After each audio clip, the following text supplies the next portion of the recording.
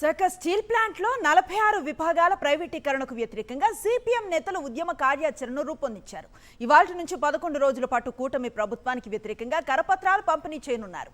Steel plant పై చంద్రబాబు, పవన్ కళ్యాణ్ చేసిన మోసాన్ని ప్రజలకు వివరించనున్నారు. ఈ నెల 11వ తేదీన భారీ బహిరంగ సభ నిర్వహించనున్నారు. ఈ సమావేశానికి జాతీయ స్థాయి ప్రతినిధులు హాజరవనున్నారని సిపిఎం నేతలు తెలిపారు. ఇదే అంశంపై మరింత సమాచారం మా ప్రతినిధి నాయుడు విశాఖ నుంచి అందిస్తారు.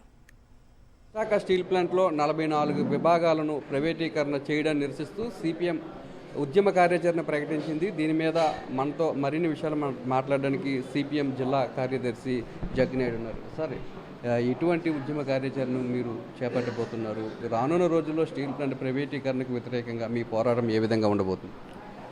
వైజాగ్ స్టీల్ ప్లాంట్ని కీలక విభాగాల్ని 46 ముక్కలుగా చేసి ఈఓఐ పేరు మీద కేంద్ర మోడీ ప్రభుత్వం ప్రైవేట్ కట్టబెట్టేదాని కోసం పూనుకుంది.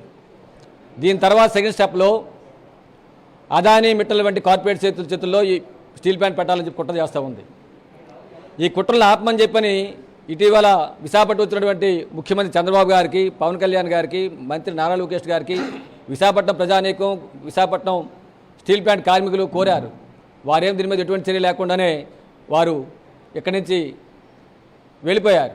పైగా గాజువాక ఎమ్మెల్యే పల్లా శ్రీనివాసరావు గారి ద్వారా అసత్య ప్రకటనలు చేస్తూ ఉన్నారు.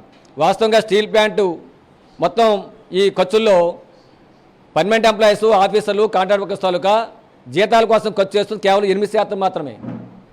58% రా మెటీరియల్ కోసం ఖర్చు చేస్తున్నారు. ఎందుకంత ఖర్చు అవుతుందంటే స్టీల్ ప్లాంట్ సొంతగా లేకపోవడం వల్ల. స్టీల్ ప్లాంట్ సొంతగా సాధిస్తే రా మెటీరియల్ ఖర్చు తగ్గుతుంది. అప్పుడు స్టీల్ ప్లాంట్ లాభాలు పడుతుంది. అలా కాబట్టి ఎంప్లాయీస్ని తీసేసి కాంట్రాక్ట్ వర్కర్స్ తీసేస్తే ఉత్పత్తి ఎవరు చేస్తాడండి? పవన్ కళ్యాణ్ గారు చెప్పారు, ఒక్క ఎంపీ ఉంటే పార్లమెంట్ దద్దరలించేస్తానని చెప్పాడు. 3 ఎంపీలు ఉన్నాయి. ఏం చేయగలిగాడు? 21 మంది ఎమ్మెల్యేలు ఉన్నారు. విశాఖపట్నంలో 4 ఎమ్మెల్యేలు ఉన్నారు. ఏం మాట్లాడుతున్నారు అసలు? వాళ్ళ ప్రయోజనాల కోసం, వాళ్ళ డబ్బుల కోసం, వాళ్ళ భూముల కోసం మాట్లాడుతున్నారు. కానీ స్టీల్ ప్లాంటు 1,00,000 మందికి ఉపాధి కల్పిస్తుంది. విశాఖపట్నం డెవలప్మెంట్ అయిందైనా, గాజువాక డెవలప్మెంట్ అయిందైనా స్టీల్ ప్లాంట్ ఉండడం వల్ల అయింది. ఈరోజు అదే స్టీల్ ప్లాంట్ ముక్కలు చేసేసి అమ్మేసి ఒక పక్కనండి అమ్మలేదని చెప్తున్నారు. ఏరు దాటే వరకు కూడా ఓడమల్లన్న, ఏరు దాటిన తర్వాత బోడి మల్లన్న అన్న పద్ధతిలో ఈరోజు పాలకులు బీజేపీ, అక్కడ కేంద్రంలో ఉన్న బీజేపీ కానీ, రాష్ట్రంలో ఉన్న తెలుగుదేశం కానీ, జనసేన కానీ వ్యవహారం ఉంది అని చెప్పేసి అనేది సిపిఎం పార్టీగా చెప్తా ఉన్నాం. ఉమ్మడి విశాఖ జిల్లాలో కరపత్రాల పంపిణీ జరుగుతుందని, ప్రజలందరినీ కూడా చైతన్యవంతులు చేస్తామని, కూటమి ప్రభుత్వానికి వ్యతిరేకంగా ఈ నెల 11వ తేదీన భారీ బహిరంగ సభను కూడా ఏర్పాటు చేస్తున్నామని చెప్పి సిపిఎం నేతలు చెప్తున్నారు. కెమెరామెన్ శంకర్తో నాయుడు, విశాఖపట్నం నుంచి.